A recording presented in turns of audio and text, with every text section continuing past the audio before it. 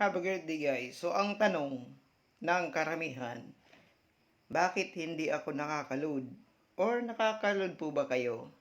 Alright. So number one, ito yung pagto-troubleshoot kung nakaka-load. So number one, bakit siguro hindi ka maka-load? Check mo muna, number one, kung kumusta ang data ng internet mo. Okay, malakas ba? Baka wala ka ng data. Number two, sure ba na yung SIM card mo is yun talaga nakasalang dyan sa cellphone mo?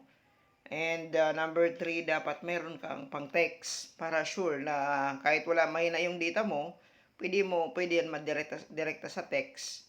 Kalud ka. Number 4, nakadirekta nga sa text, ang tanong, yun ba ang SIM na ginamit sa pag-sell mo, yun ba yun talaga yung dealer SIM mo? Okay? So, yun yung mga i-consider mo. Okay? So, kung okay naman yung mga nabanggit, okay ka naman doon, check mo yung status. So, check mo yung status kung talagang may problema yung loading. Pag nakalagay dyan is all service are online.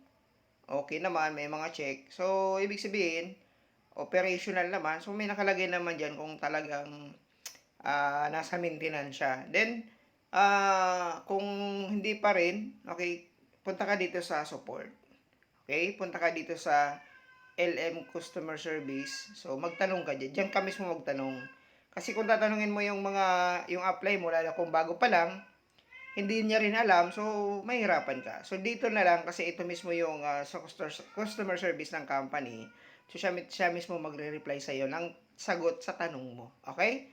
So, I hope na nakatulong to sa'yo itong tutorial na to dito sa ating Loadma na tutorial. Thank you and have a great day guys.